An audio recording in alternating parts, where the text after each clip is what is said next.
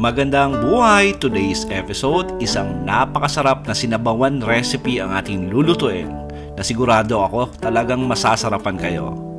Magluluto tayo ng sinigang na bulalo or tawag dyan ay bulasing.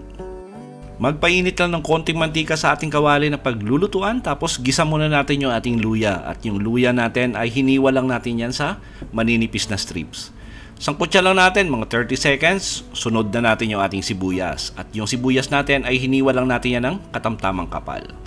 Tuloy lang natin yung paggisa, siguro mga another 1 minute, at isunod na natin yung ating kamatis.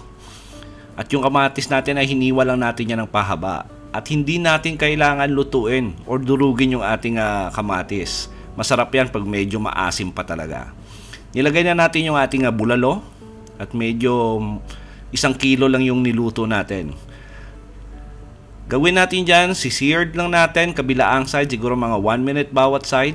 Yung maging brown lang yung ating karne ng ating bulalo. Tapos lagyan na natin to ng patis. And by the way, para sa kumpleto at tamang timbang ng ating recipe, sinulat ko po sa description box. Naglagay na rin ako rin ng siling haba, yung kulay green. Ngayon kung gusto niyo ng maanghang inyong sabaw, pwede kayong maglagay dito ng siling labuyo. Tapos naglagay na rin ako rito ng sabaw. Ngayon depende po yan sa inyo kung gaano karami yung sabaw na ilalagay nyo. Lalo na pag marami yung kakain. Takpan natin to at palalambutin natin ng mga 1.5 oras. After 1.5 hour, malambot na yung ating bulalo, yung ating beef shank. Ngayon, pag medyo matigas pa yung nabili nyong karne, extend nyo na lang hanggang sa lumambot. Dagdag na lang kayo ng tubig pag nag-evaporate yung sabaw na nilagay nyo. Lagay na natin yung ating labanos.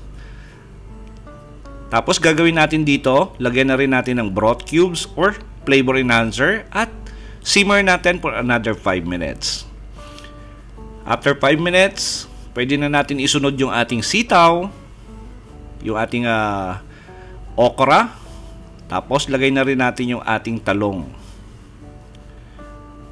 Ngayon kung gusto nyo lagyan ng kangkong, nasa inyo po yan. Tapos gagawin natin dito ay lulutuin lang natin yung gulay natin for another 5 minutes. After 5 minutes, lagyan na natin to ng tamarind premix. Ngayon kung may sampalok kayo dyan, I do recommend yung sampalok na mismo gamitin nyo. Tapos lagay na natin yung ating kangkong.